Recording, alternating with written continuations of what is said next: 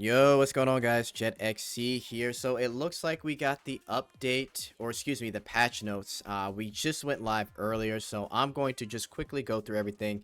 Unfortunately, I won't be able to show everything. You'll have to see the patch notes yourself. I'm probably going to skim through a lot of the images, but we're going to go through everything here the best we can, and this will kind of talk to basically everything that was in the live, right?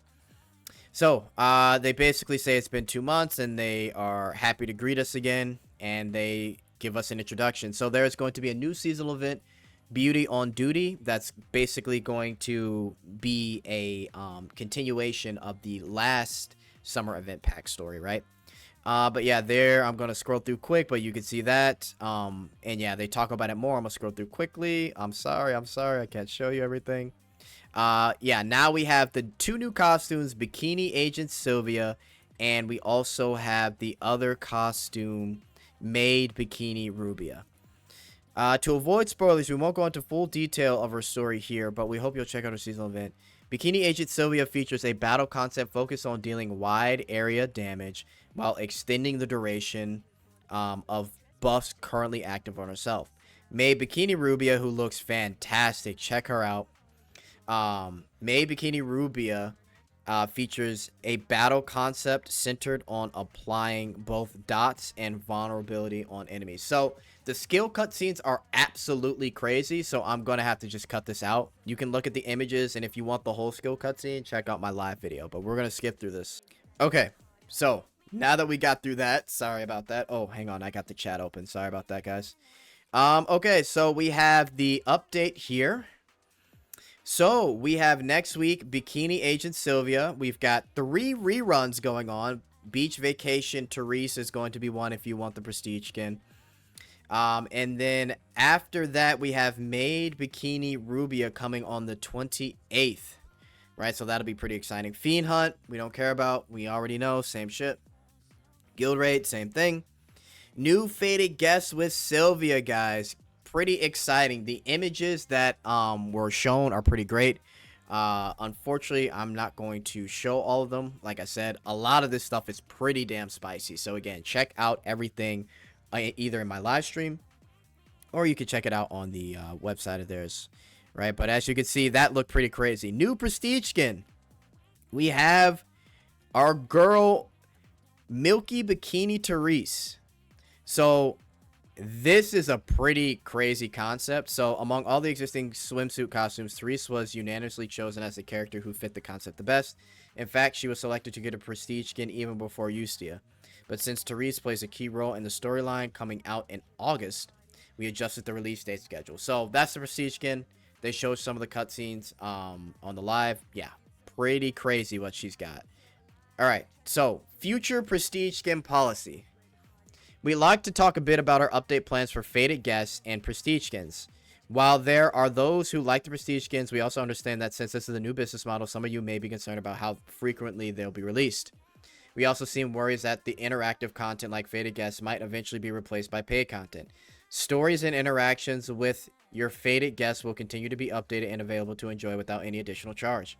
Apart from this, interactions with prestige skins will be offered as paid content, but they will not include any story elements and will consist solely on interactions.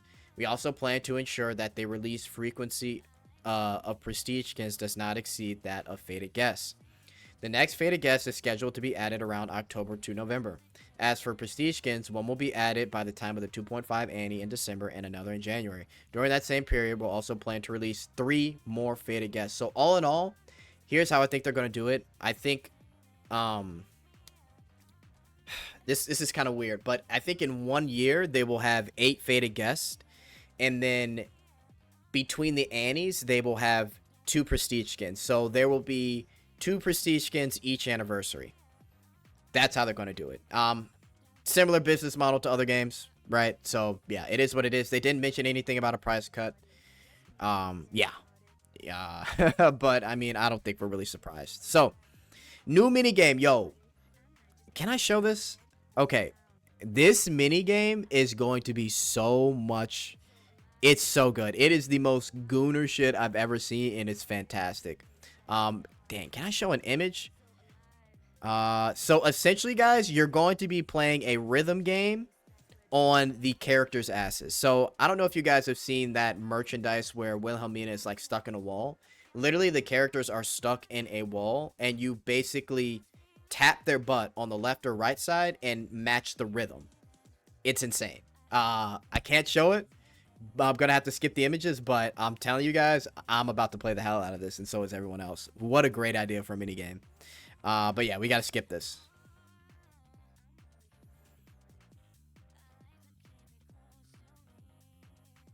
Okay, so yeah, but this is like some of the stuff that keep high scores and all that stuff. But some of the characters are Eclipse, Therese, Nebris, Vanica. Yeah, it's got about like 5 characters in total, so it's gonna be pretty exciting. But yeah, anyway, I hate that I have to skip that. We have ranking screen. Normal difficulty is not including these rankings, only from hard. Okay, so that's talking about the challenges and stuff. Okay. Lastly, let's go over the rewards you can earn by completing missions in the rhythm game. You won't receive in-game currency as a reward for playing, but clearing missions will grant you furniture for your My Room. And here is some of that furniture, right? So, like I said, they're stuck on the wall. Pretty hilarious. And these are the characters that are going to be featured in it. Zenith too. These are also extra challenge objectives for those who want to show off their skills. These don't come with rewards, but they're a fun way to push yourself without any pressure. You can watch gameplay footage of the minigame in the replay of summer second live broadcast. Okay, so if you want to see it, check out the broadcast. Check out my live. Tower of Pride improvements. Let's read this. As many of you have requested, we've improved Tower of Pride. When we started working on it, we realized it wasn't just a matter of changing the season reset timing. The system itself needed more work than expected, which caused delays. First, we'd like to offer an apology. Previously, Tower of Pride was a mode you cleared once every 4 weeks. You could play... or a mode you cleared once every 4 weeks. You could play every 2 weeks, but the rewards were only refreshed every 4. Going forward, it will be changed to a structure similar to last night, where you clear it once and continue to receive rewards over time. Oh my god. Okay. Okay. Great. On the live stream, we did not get this part. So only past ranking records will remain, while ranking and podium will be removed. Achievements related to Tower Pride will also be revised and distributed accordingly. As for rewards, the ancient crystals and devil coins you would have earned over the 2-week period will now be divided across 14 days and distributed by a mascot NPC each time you log in. Oh my god. This is huge. Alright, great news, great news. Let's keep going. So, support characters. Now, this is a pretty cool thing here. So, as a new feature is being added that works similarly to support character systems in existing guild ranks. So, check this out. You'll now be able to borrow a friend support character for use in PvE content that isn't tied to rankings. This applies to normal and challenge battles and seasonal events. Story packs, main quests, character packs, NPC, hunting grounds. So, huge. This is huge for new players, man. I mean, this is huge, right? This will skyrocket your account to where you'll be able to get rewards a lot quicker. However, very hard difficulty in main quests is excluded. Support characters cannot be used in other battle modes such as Fiend Hunt, Mirror Wars, Last Night, or Guild Raids, which is completely understandable, but very, very nice. Very nice. Okay, let's keep it going here. Then they kind of explain it a little more. If a friend or guild member uses your character, you'll receive 2 deco coins as a support reward, and you can earn rewards up to 10 times per day. So if you're a new player, definitely try and find some veteran players to friend, right? And that way you can use their stuff. Okay, UI improvements for pack shortcuts. So right here, basically this little button will allow you to switch in between packs. So a nice little quality of life. We're going to keep going, but yeah, it's really nice. So when you're in a story pack, you can switch within that story pack. Hunting ground, instant movement, and field UI adjustments. Ooh, hang on. I missed this. Previously, when you tapped auto hunting on the field, your character would run all the way to the hunting ground. This will be improved so that you teleport there instantly. Oh. Also, the field character setting, which was previously buried inside the ability skill UI, will be moved out for easier access. The automatic feeding button for food has also been relocated. Nice. So there's the food button. Here's the UI improvements, and they'll allow you to teleport to hunting grounds. So another huge quality of life. Costume recommendation improvement. So after obtaining a costume, a prompt will appear suggesting you to set it as your home screen and a representative character. In addition to this existing feature, new options will be added to let you level up your character automatically. Okay. So nice little update there. So right when you pull a character or get a new character, you'll be able to set them on the home screen and do a lot of other stuff with them. Home screen, quick hunt, and return field. So check this out. We've got 2 new areas. First, the quick hunt button, which was previously only available on the field screen, will now be added to the home screen as well. Previously, in packs like Gluppy Diner that didn't have a quick hunt button, you had to move to another pack before you could use it, which was inconvenient. Now a button will be added so you can quick hunt right from the home screen without having to enter the field. Next, and this is actually a really good thing, because in order for you to do your dailies, you had to be in the field to do it, but now you can do it immediately from here. Next, a return to field button, which is this right here. In most subculture games, content access UIs are usually placed in the bottom right corner. However, BD2 treats the field as home screen and overlays the home UI on top of it. New players often found it confusing. So to address this, we have a dedicated return to field button. Cool. Auto revival character pack. So you will now be able to auto revive temporary companions when you're going through the story. So a nice little feature there. Pretty great. Actually, this is really great, right? Because you don't have to run back to the nurse or whatever. Shop UI improvements. A new look to the shop. It looks a little bit nicer. Cool. Stat icon display improvement. So this is how it looks now. Existing stat icons will now differentiate stats that are added as totals. Since existing stats like crit rate, damage, defense, and magic resist are all percentage based, we've decided to mark a plus on stats that are added as flat values such as HP, magic, and etc. So a nice little thing there. You can't really see it from here, but you see that little plus. That's for flat attack and damage. Custom mark improvements. So they made some improvements to custom mark. Now all gear info will be displayed, and the mark will be applied only to the gear you have designated. My info improvement and ID card. This comes out August 28th. So this is a nice little cool feature. The My Info UI will be revamped. The current layout will be redesigned into a card style format. In addition to the existing information, some content ranking details will be added. You'll also be able to sort rankings so that content you are about, that you care about most, appears at the top, right? This is how it looks. Stickers and stuff that you can add. Additionally, new customization feature called ID card will be added to My Info. As shown in the image, ID card allows you to freely decorate the cards of the cards you own in various styles. This includes not only the card package, but also a variety of stickers, illustrations, nicknames, and other elements that can be layered on top. Thanks to the design team's dedication, you'll be able to create designs in a wide range of styles. Cool. So kind of like in Nikke, where you can kind of decorate your profile. Players who reach top tier achievements across various contents will receive original stickers created specifically for info updates. Next is an overview of Evil Castle expansion. So basically, to sum this up, they're adding 50 floors to everything. Desire, wrath, jealousy. Yeah. They are rerunning the Edge of Fury. They made some changes. Control improvement. Balance adjustments. Blade and Therese, who have low usage rates, will receive additional balance adjustments, while Grandhilder, who has high usage rate, will receive some animation changes. Cool. So the minigame will work a lot better, hopefully, control-wise, because I know that was an issue. Now, this exclusive gear adjustment and attribute refinement postponed. So check this out. The following is a review of the attribute refinement of exclusive gear. As many players have been waiting for updates regarding the attribute refinement of exclusive gear, we would like to share the review process in detail. When the game was first launched, its difference in value between crit damage and crit rate was not as significant as it is now. However, to reduce the exhaustion caused by retrying over and over again to get a critical hit in Fiend Hunt, a guaranteed crit damage system was introduced. As a result, the effectiveness of crit rate has since decreased.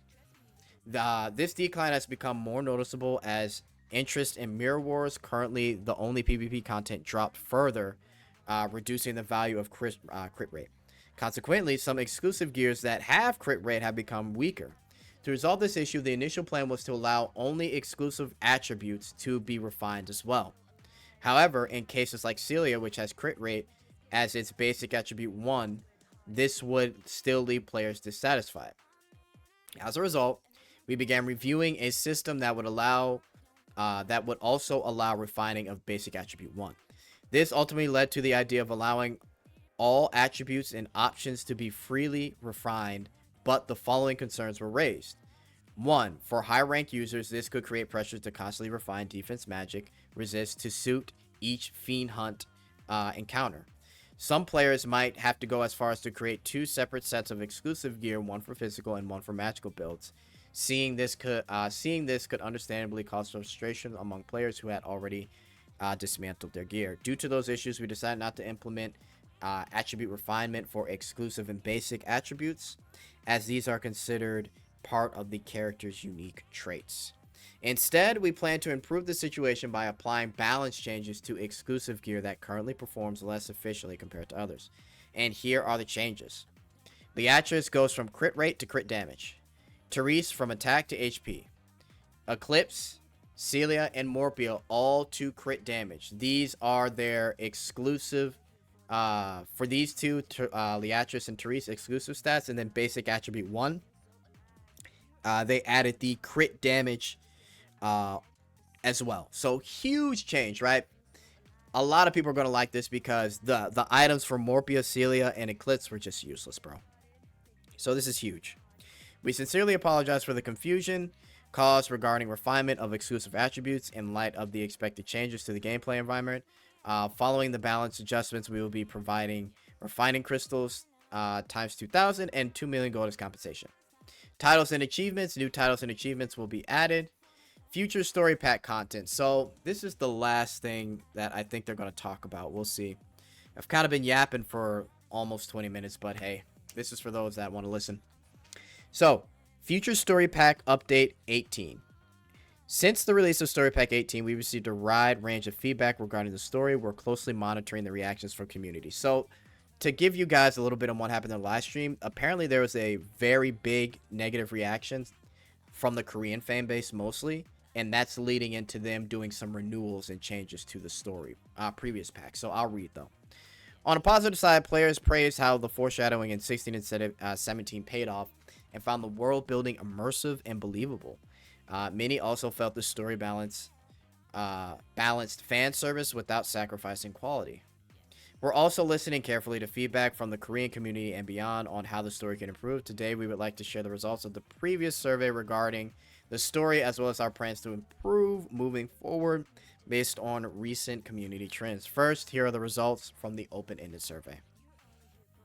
Okay, so this is what they said. Weak story logic, predictable, repetitive plot, dimensional gate overused, needs more twists, mature themes, abrupt personality changes, sudden inconsistent shifts from main characters, example Lathel, relationship / character growth feels forced, unengaging start, slow, uninteresting opening, needs a stronger hook, lack of story / presentation, requests for more cutscenes / animations, emotions and tensions were not delivered.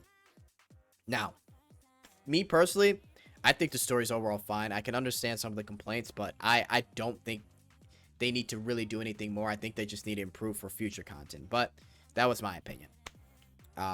Okay, the most frequently pointed out issue was the weak story logic. In addition, many respondents felt that the relationship between the main characters were underdeveloped.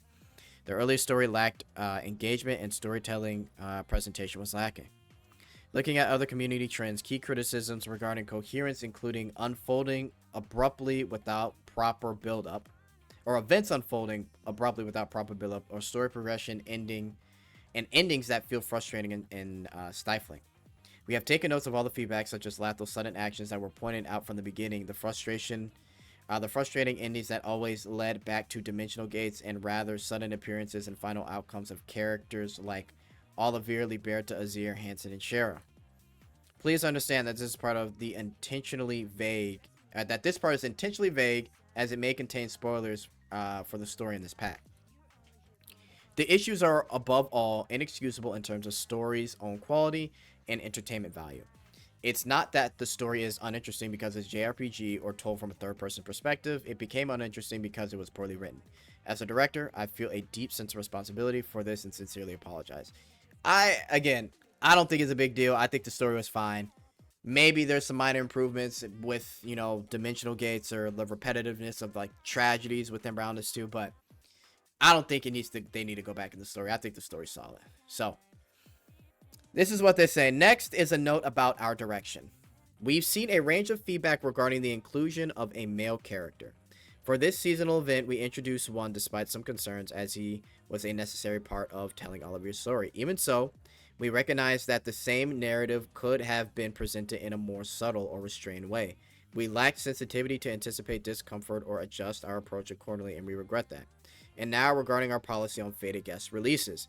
Previously, we mentioned that characters who appear in the main story or have official pairings are difficult to include as fated guests. This was due to feedback expressing discomfort with experiencing romantic elements involving characters who are already in a canonical relationship. We've seen a lot of feedback asking whether this means Olivia, who appeared this time, is also ineligible to appear as a fated guest, and the development team is giving this matter serious thought. We are considering scaling back some of the existing pairing elements through future story revisions. And if that happens, we expect the conditions for releasing fated guests to become more flexible as well. We'll be asking fans directly about this in the next survey. So, basically, they're saying the story relationships can stay, but they want to make it more subtle so they can add main character costumes in the fated guest, right? A lot of people have been begging for Olivier to be in the fated guest, which I don't blame them, right? I think all of us like Olivier.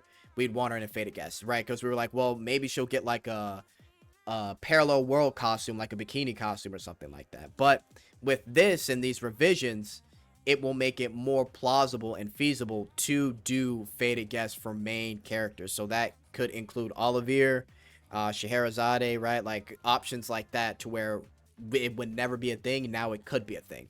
So they said they'll talk about it in the survey. I'm gonna be honest, I'm kind of all for this, because at the end of the day, if the story is intact, I'm cool, right? If they want to make the relationships more subtle, I'm cool with that also. It doesn't really matter to me because they really don't touch on relationships like that anyway.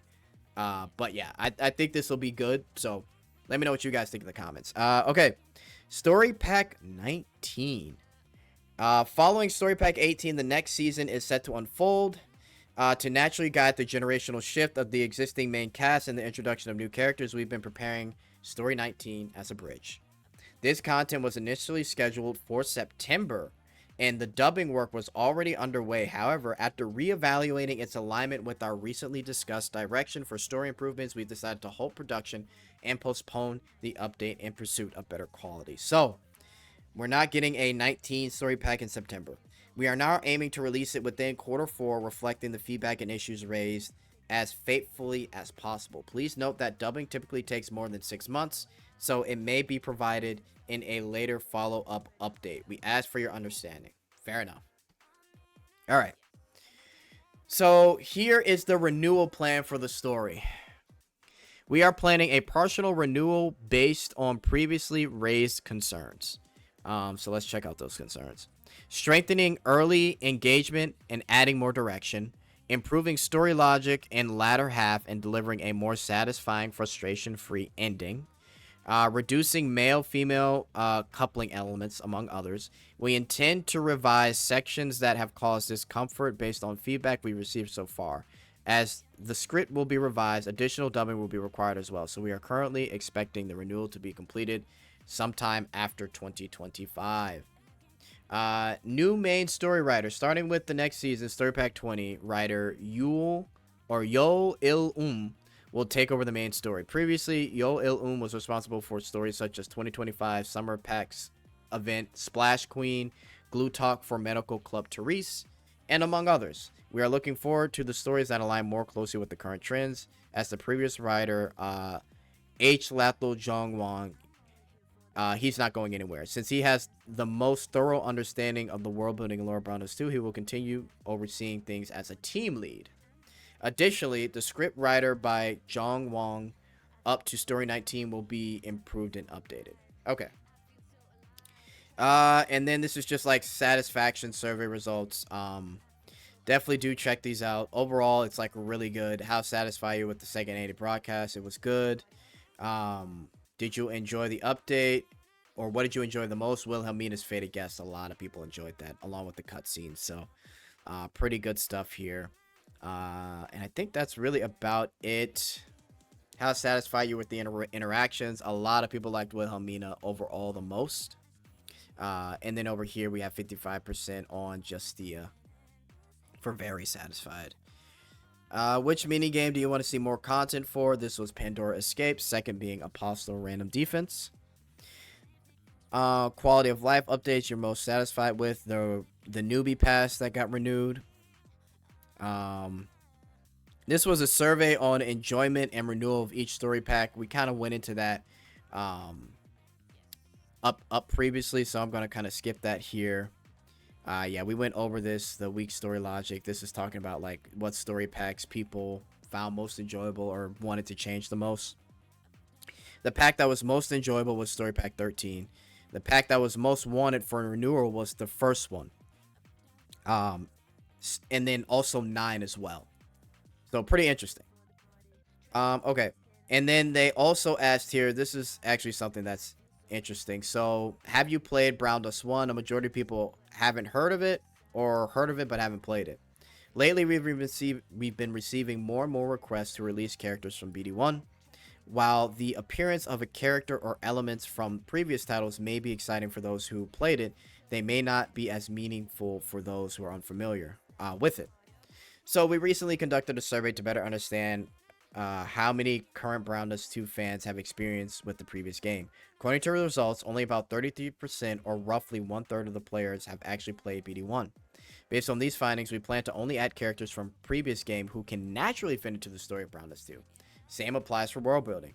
Browndust1 and 2 are considered separate universes and will incorporate the elements from previous titles that can be accepted naturally and interestingly from the perspective of BD2 fans. Okay, so previous Q&A. Will previous collabs be rerun? Are there plans to run collaborations? Yes, we're planning to rerun one in early October. Unfortunately, we won't be able to revisit or reveal it today in the Q&A as the disclosure timing is under discussion. I'm guessing it's Mushoku Tensei, if I had to guess. Is there any plans to release the game on Steam? It had been slightly pushed down as a low priority recently, but we've begun more concrete discussion about Steam. So yes, it will eventually come to Steam. I missed Tactical Battle. Oh yeah. So essentially, and I'll play this. They're basically having a PvP mode where it's like a total of 1, 2, 3, 4, 5, 6, 7, 8. I think it's at least 9 people. And it's not as serious as regular PvP. They say it's like more fun to just kind of experience it. So yeah, this is like a new mode that they're working on currently. So it's a little fun mode there. Cool. And then other than that, please prevent 3-star and 4-star UR gear from appearing at 100 pulls. Previously, we had stated that we wouldn't implement this out of the considerations for players who had already drawn gear. However, as feedback on this issue continued to come in, the development and business teams held in-depth discussions on the matter. As a result, we reached the consensus to improve the system, even if it means providing a certain level of payback to those who had previously used the draw gear feature. Accordingly, going forward, draw gear will be adjusted so that a 5-star UR gear is guaranteed at the 100 pull pity. This improvement is scheduled to be implemented in September. Until then, we will provide one UR exclusive draw exchange ticket for every 100 gear draws already performed. So, until that update is slated in September, they will be giving a ticket that will give you one random UR gear to kind of compensate.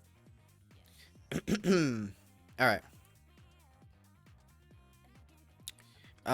From the UR exclusive gear draw exchange ticket, you can obtain UR exclusive gear that has been added up until just before this update. Okay. Please add gear selector draw. So, it says here, and I'm just going to summarize. Because exclusive gear does not have a need for duplicates once it has been acquired, the teams concluded that creating a new permanent selective draw, like the one used for costumes, would be difficult to implement. Instead, we decided to offer it only as a limited time event in the form of a 12 type selective pickup during major events such as anniversaries. So it will be a anniversary event that won't happen often. Please let all characters recover HP at the end. We plan to improve the system by offering full recovery option that restores HP for all characters, including those on standby when using the end. This update is scheduled for September. Please add 120 FPS. This feature is already supported. However, some players have expressed desire to play with lower FPS refresh rates. And we also want to provide cleaner information about the current refresh rates. To that end, we plan to improve this screen setting. Going forward, we will provide a selectable option for 30, 60, and maximize refresh rate. And then this is like milestones, monthly active users. So they actually were really close to their numbers from launch. So this is actually really good. This is one of their goals. They didn't meet those numbers, but they came, I mean, damn near close, basically. So they should be happy about that. A lot of people came in during the month of the anniversary. Daily active users improved tremendously. Here's launch daily active users, and here is them now. So they have more daily active users than launch. Insane to really look at this, because we never get this type of information. Monthly sales. So apparently the numbers that were given on stream were false. They're not going to give us real numbers, unfortunately. But yeah, as you can see, on the second anniversary, they made way more than they did in June of 2023 when the game launched. Now, I heard from, like, I think way back from Gacha Revenue that they made, in 2 months, they made like $8 to $10 million in 2 months. And again, I don't trust Gacha Revenue, but whatever they made here was pretty significant. And then also, too, within the next month here, it was also more than their launch. So they had a huge monthly sale number. We previously mentioned our monthly active users during the second anniversary broadcast, and we'd like to show you that chart here. Hang on. While we can't disclose the exact number, we thought it would be helpful to share it, to share the overall trend. First, in terms of monthly users, we unfortunately didn't quite surpass the numbers from the first month after launch. However, when it comes to daily active users, we exceeded the launch day figures achieved at an all-new all-time high. In terms of revenue performance as well, we hit an all-time high, marking the most overwhelming success in the history of our service. We're incredibly grateful for the immense support you've given us, and we hope to put to rest any concerns about future of the service. we hope to put to rest any concerns about the future of the service so that you can simply enjoy the game with peace of mind. Basically, people were worried that the game will EOS. It's not. And then they'll say we'll continue to work hard. And then offline announcements, new brand slogan. Going forward, we will bring you content and events that are heart-pounding and overwhelmingly satisfying. We ask for your continued support. So basically, they said, therefore, in order to further satisfy our fans and solidify the identity of the game, we are renewing our commitment and announcing a new brand slogan. So it is basically Full Burst RPG Browndust2. And as you can see, it looks like a boob or an ass. Either way. But essentially, they kind of said in the stream, like, full burst. I wonder what that could mean. You know, right? Like, breast bursting, something like that. So it's a play on words and a little bit of a joke, right? But yeah, that's really it. And pretty cool. Let me know what you guys think in the comments of everything. Sorry that was a long video, but I had to kind of go through everything. I couldn't skip anything. So apologies that I made it this long. But yeah, guys, appreciate it. Please comment, like the video, subscribe. Appreciate you guys. I am out. Later.